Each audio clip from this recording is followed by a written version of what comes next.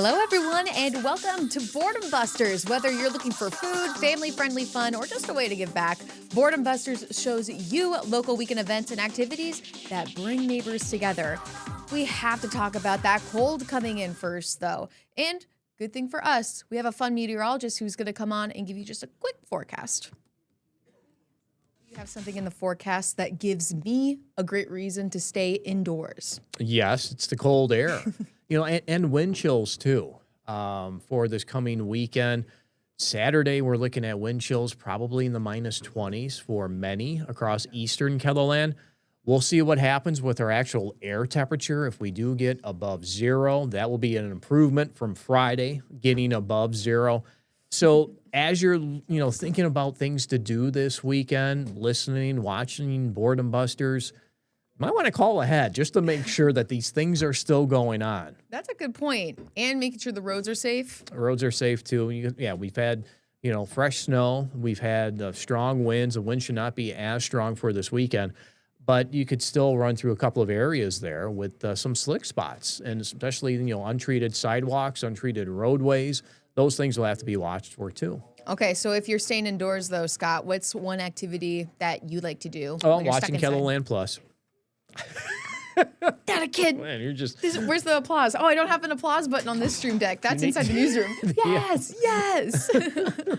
That's right. Because guess what? Did you know that KELOLAND Boredom Busters is a boredom buster in itself? And it's also on demand, right? It is. It is. I know where you're going with this stuff. You get me. You just get me. Yeah, but watch that weather for this weekend with the cold air, and I think it would be a good idea to call ahead, make sure these things are still going on. Great advice from Scott Munn. I love chatting with him on Inside the Newsroom. If you haven't watched Inside the Newsroom, what are we doing? Come on, that's every day, every weekday, Monday through Friday, live at 1 o'clock and 3 o'clock on KELOLAND Plus, also on demand. There's just so much going on. We have a lot to get to for Boredom Busters today, so stick around. Up next, we're talking with the Premier Playhouse about a show that they're featuring this weekend, I and You. Isn't that an interesting title? We're going to hear more about it when we come back on Boredom Busters. Stay with us. And welcome back to Boredom Busters. Opening night for the Premier Playhouse's newest underground production called I and You begins Friday and runs through Sunday. Here's what you could be experiencing this weekend. I and You. I mean, you'd usually think of it as you and I, right? What is a synopsis of this show? Like, the title itself is a little irregular, so I bet there's like a bunch of other shocks in this play, right? Yeah, so this show is about a teenage girl living with an autoimmune disease. And so she is unfortunately spending her senior year of high school kind of stuck inside her room. She's not able to go to school and do all of her homework, and suddenly someone from school shows up with a homework project for her to do, and it is about Walt Whitman's Leaves of Grass, one of his poems, and they are meant to analyze the pronouns in that show of I and you and we, and so the show kind of goes on their journey of them meeting each other in a very unexpected kind of way. Caroline is really taken by surprise. And they are both very different kind of people, but they end up finding this connection over the poem that they are working on. And so it is also more about like the I and you of Caroline and Anthony and what their connection means. Is this just a two-person play? That seems pretty intimate, am I right? Yes, it is a two-person show, and it is really intimate, which is why having it in the icon is such a great experience, because it's more of a thrust theater, or like a black box kind of theater. And so the audience is really right there in Caroline's room, sort of with them.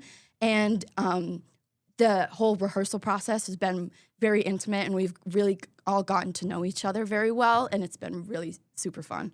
So what is a Premier Playhouse Underground series? Because that's what this is a part of, isn't it? Mm-hmm. Correct. So the Underground series is our form of straying away from the traditional proscenium theater style presentation like we do at the Orpheum Theater. It was important to us. We started with what's called the Passion Project, actually, and this show is this season's Passion Project. Carly submitted this show with a vision, went through an extensive interview and application process, and we selected the piece for her vision and also for the strength of the message. But that program kind of got us excited about thinking about producing smaller works in different spaces that are maybe non-traditional or closer to a black box theater. So this show, as she said, is in the Icon. All of our Underground series shows this season are in the Icon event hall. And you kind of feel like you're in Caroline's bedroom because of that intimacy that we're able to deliver. So the audience sits around the actors, not just in front of them. It's what's called thrust staging. And they really kind of, you could feel like she's about to walk over to you, but she's walking to her dresser or whatever it may be. Wow. So the point of this program is to give experimental, semi-immersive presentations of shows that either folks wouldn't normally see maybe in the Sioux Falls theater scene or wouldn't see in this form or fashion. Wow, breaking the box a little bit. And Carly, congratulations on being selected for the Thank show you. then. I'm Thank you so excited to much. see that passion come through. I think I saw on Facebook too that there's going to be talkbacks after performances, right? What does that mean for someone who doesn't understand what that could be? And why even include this feature to begin with? So talkbacks and panels and community education is really important to us. And we've been working on that in a variety of ways. But for this show specifically, it felt very applicable to bring in the healthcare system or representatives from it to kind of educate the community about the nuances and challenges of either needing organ donation or, transplantation or being an organ donor. So after each show, we kind of get to chat with the cast and the and folks from Avera and Sanford and some community members to get some insight on, just experiences in having that process, but also educating folks if they aren't already signed up to be an organ donor, how that works, and just providing materials to everyone in terms of getting clued into this very important cause. Wow. And there's going to be a dinner before too, right? Like this is a type of dinner theater production. I even saw that there's like a special cocktail that will be served that resembles the show, and profits go towards the Premier Playhouse, right? Can you explain that feature just a little bit? Yeah, so we call it downtown dinner theater, which just means, at least for this season, that we like to set a prefixed meal for our audience members to be able to select to go to prior to the show. So they actually eat in Dada Gastropub, which is a part of that building, but then down the hall in the event hall is where we do the performance. So you're not eating while you watch, but we're kind of making it easier for you to have that downtown evening where folks usually go to dinner prior to a show anyway. But we like to, with the help of Dada and Icon, curate that meal for you. And like you said, have specialty cocktails. They're so giving in that way of anything that they know is going to go back to a nonprofit such as us, they are down to do it. So I'm sure there will be probably multiple drink specials. As with American Idiot, we ended up with more than we thought. So Wow. It's just a really cool collaboration and a different kind of theater experience to offer the community. It sounds like the Premier Playhouse is just always growing and transforming with what they can bring to the community here. I mean, that sounds pretty exciting, but what is the mission behind the Premier Playhouse to begin with? Our mission is building community through collaborative theater education and performance. So what's most important to us is impacting the community, and how we can provide that service is through theater education and theater performance. And then sometimes projects like this are kind of a conglomeration of that. So it is a part of the Underground series, but Carly has been working in theater for a long time, but being a director is semi-new to her. So this is also a form of artist development for her. And we just think that experiences like that are important when you have artists with potential that haven't really been given an opportunity to spread their wings. Carly, for someone who's coming to I and You with fresh eyes, either to the show or to the Premier Playhouse, what is something that you're most looking forward for a viewer to see with the show? Yeah, I'm really excited for everyone to see the relationship that is built between Caroline and Anthony. It has also been so much fun to see the actors build their relationship. They have gotten really close, and they are really good friends. And that connection that they have is a bit unexpected. Caroline is a big reader. She's not super popular at school, and Anthony is like this super popular guy. He's into sports, and their senses of humor are wildly different, but they are very complementary to each other. And it is so funny to see them interact with each other. And it is so heartwarming as well to see how their relationship ends up over the course of the show. Well, I can't wait to get people out there to see this at Icon. So let's have a last final reminder. When is the show? And then how can our viewers buy tickets? Friday, Saturday, and Sunday. Friday and Saturday at 7 p.m. and Sunday at 2 p.m. You can get tickets at thepremierplayhouse.com, and that's Premiere with 3 E's, and tickets are just $20. And stay with us. We'll have more on Boredom Busters after the break. And welcome back to Boredom Busters. If you decide to brave the cold and head outside this weekend, here's some events for you to consider. A local dirt bike racing event is preparing to make its second stop of the season in Sioux Falls. Travis Fossing tells us why that's unusual and what it takes to make the track race ready. Midwest Supercross racing has become a Thanksgiving weekend tradition at the W.H. Lyon Fairgrounds. But Peterson Racing Promotions will take the show for a second spin for the first time in nearly a decade. We kind of had this dream of bringing back a second event like we used to in the past, and Jesse and myself are crazy, so we thought, you know what, let's let it freeze outside, let's haul frozen dirt in the building, thaw it out, and build a dirt bike track. Co-owner Dustin Peterson compares the process of creating the dirt track to building a house. You kind of see stages. About noon today, we're going to think that this is never ending, but about 6 o'clock tonight, we're going to feel good about the progress we've made. The Petersons call this controlled chaos, with trucks rolling through the door about every 30 seconds, and it takes a lot of loads, hundreds, to finish the job. We actually build it as they're bringing dirt in. It takes about 8 hours to get all the dirt in here, and we'll have the track roughly 75% done by the time the last truck leaves. Jesse Peterson leads the crew that's building the track and promises it will be a true original. We've never had the same track twice, so it will be a little different, be the same kind of layout, but the jumps are going to be a little different, and we'll add some new obstacles for the riders to test their abilities this time. And the Petersons hope they'll be riding in front of a full house. Racing is racing. I mean, Sioux Falls and this area supports racing with Husitz, ice racing, everything out there. We're all crazy. We'll race anything. Come out and spend the weekend with us. So Midwest Supercross is Friday and Saturday inside the Expo building. Qualifiers start at 1:30 p.m., followed by racing at 7. Tickets are $20 for ages 3 and up. And that was Travis Fossing reporting.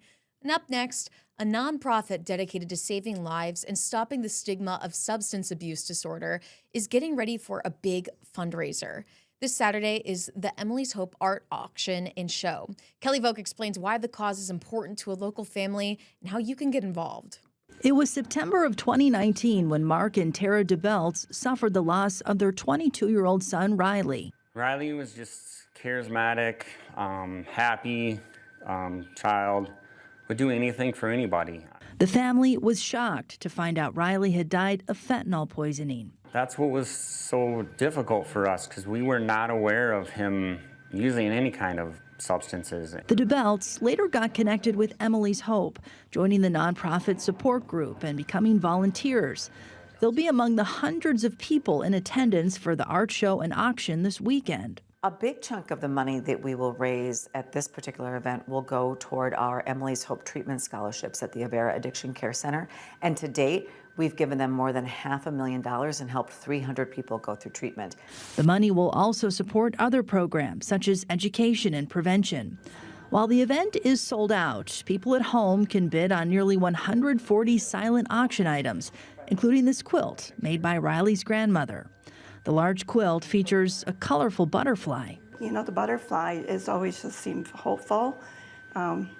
We do a lot of hiking at Great Bear as a family, and when we do, we always notice the butterflies out there, and we talk about them, and that's an area that Riley worked, and that's where he snowboarded. With each auction item sold and each story shared, the nonprofit can give more people hope. The thing that we can do now is just try to carry on Riley's legacy, tell his story, and possibly deter other people from going down this road of addiction and overdose and stuff. So we want to help. We want to be part of the support and get the word out that there's help out there. And that was Kelly Vogt reporting. To see the auction items and place a bid, Click the link in this story on KELLOLAND.com. Bidding does close at 8:30 Saturday night. But stay with us right here for Boredom Busters, because coming up next, Perry will read his iconic Boredom Busters list for both Saturday and Sunday when we come back after the break. Welcome back to Boredom Busters. It's time. It's time to know what's going on. Perry, I want to hear the list. Let's see what we got for Saturday. Okay, here's what's going on Saturday and a few of events carrying over into Sunday. The Monster Truck Tour makes a stop in Sioux Falls. The action begins at the Denny Sanford Premier Center at 3 p.m. Now, the lineup includes, get this rundown here, defending tour champion Dirt Crew, the gigantic building block project Blockhead, and the dinosaur-themed Jurassic Attack and Velociraptor. A pit party takes place from 12:30 to 2 p.m. Enjoy the fast-paced action of Midwest Supercross dirt bike racing in the Expo Center of the W.H. Lyon Fairgrounds. Practices start at 11:30 a.m., qualifiers are at 1:30, and the races start at 6:30. Admission is $20. The Dakota Territory Gun Collectors Association is hosting the Yankton Area Gun Show. It's taking place from 9 a.m. to 5 p.m. at the Yankton Archery Complex. Sunday's hours are 9 to 3. Admission is $10. Association members get in for free. Shop for produce, flowers, baked goods, and artwork at the Winter Farmers Market. It's taking place twice a month through April from 9 a.m. to 2 p.m. at Mosaic Arts and Events in Sioux Falls. Good thing it's indoors this time. Oh, yes. Especially for this weekend. That's a good reason to, I don't know. They planned ahead well. Wings Gymnastics in Sioux Falls is hosting a winter carnival from 6 to 8 p.m. There'll be an open gym plus games and face painting. The cost is $20, $5 for children under 2 years old. Drop-in crafts at AMC Collective in Sioux Falls include make-your-own pine cone snowy owls, pipe cleaner snowflakes, and string art hearts, just in time for Valentine's Day. The hours are 11 a.m. to 4 p.m. Sunday's hours are 1 to 4. Movies playing at the Historic State Theater in downtown Sioux Falls include F1, Good Time, The Good Dinosaur, and Faust. The Wells Fargo Cinedome and Sweetman Planetarium features T-Rex, Unseen Universe, 321 Liftoff, Wings Over Water, and Experience the Aurora. New movie releases playing at a theater near you include Mercy, rated PG-13, and Return to Silent Hill, rated R. Ooh. The Palace Theater in Laverne, Minnesota is featuring Marty Supreme, rated R. Showtime is 7 p.m. Sunday's matinee is at 2 o'clock. Tickets are $8 for adults, $6 for children.